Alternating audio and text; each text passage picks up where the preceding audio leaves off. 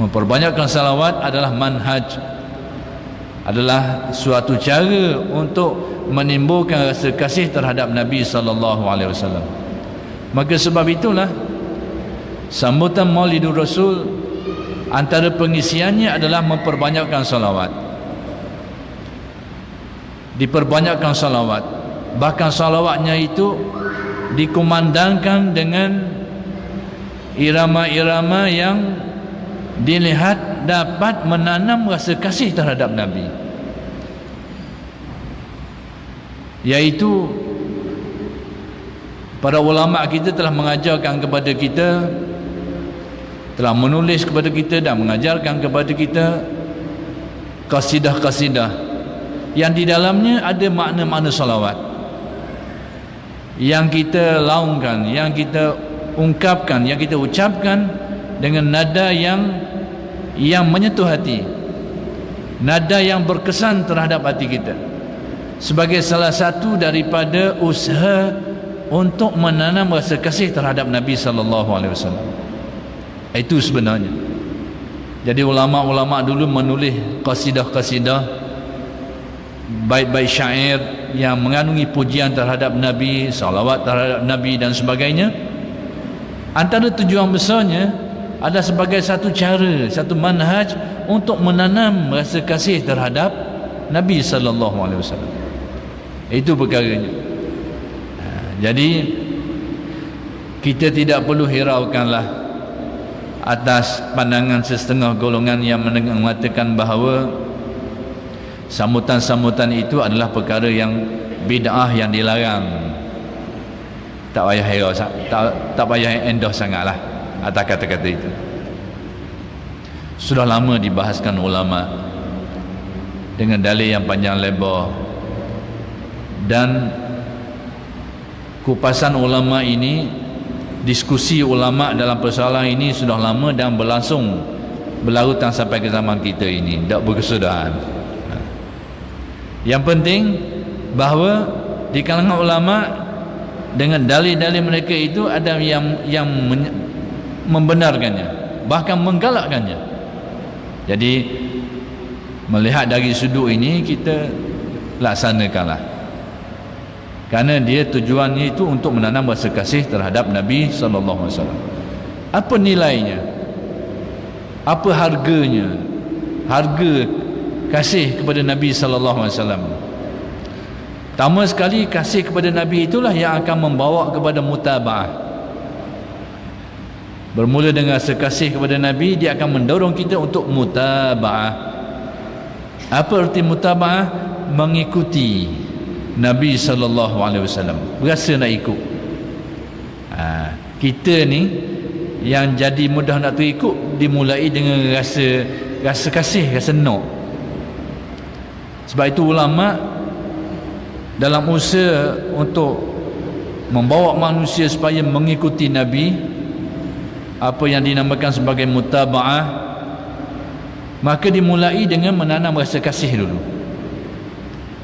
Maka salah satu manhaj, salah satu cara untuk menanam rasa kasih terhadap Nabi di dalam hati ini adalah dengan banyak bersalawat dan memuji Nabi sallallahu alaihi wasallam, dengan harapan akan timbul rasa kasih kepada Nabi sallallahu alaihi wasallam. Jadi secara pengalamannya, bila kita bersalawat, membaca kasidah-kasidah, kita sangat terasa. Lebih-lebih lagi kalau kita memahami makna-maknanya, maksud-maksudnya itu, kita terasa kesannya terhadap hati, ke dalam hati kita. Bila kita bersalawat ramai-ramai, kita faham maksud-maksudnya itu, memang sangat terasa kesan. Jadi pertama sekali, nilai kasih kepada Nabi ini, dia akan mendorong manusia untuk mengikuti Nabi, yang dinamakan mutaba'ah. Allah berfirman di dalam Al-Quran, Qul in kuntum tuhibbunallaha fattabi'uni. Katakanlah wahai Muhammad, sekiranya kamu kasih kepada Allah, ikutilah aku. Jadi mengikuti Nabi itu adalah alamat kasih kepada Allah pencipta seluruh alam. Jadi alamat kita ini adanya perasaan kasih kepada pencipta seluruh alam ini, alamatnya adalah kita suka untuk mengikuti Nabi. Dan kecenderungan kita terasa nak ikut Nabi itu adalah setelah adanya perasaan kasih terhadapnya. Jadi nilayan kasih ni bawa kita ikut Nabi, mutabaah Nabi, dan setelah itu kita akan mendapat suatu kedudukan orang yang mengasihi Allah Subhanahu wa taala. Dan itu adalah maqam yang mulia. Itu adalah perkara yang sangat mulia. Yang kedua, orang yang memperbanyakkan salawat dan mengasihi Nabi sehingga mengasihi Nabi ialah orang yang paling berhak untuk mendapat syafaat di akhirat. Orang yang paling dekat, paling berhak untuk mendapat syafaat Nabi di akhirat adalah orang yang memperbanyakkan salawat ke atas Nabi, lebih-lebih lagi orang yang mengasihinya. Ada sahabat yang datang kepada Nabi tanya tentang hari kiamat. Mata sa'ah, bila akan terjadinya hari kiamat ni? Jadi dia tanya Nabi tu tentang soalan yang orang lain tak tahu belaka. Kerana Nabi juga telah ditanya oleh Jibril tentang bilakah waktu sebenarnya terjadinya kiamat ni. Nabi sendiri pun beritahu, mal mas'ulu bi'a'lama minas sa'il.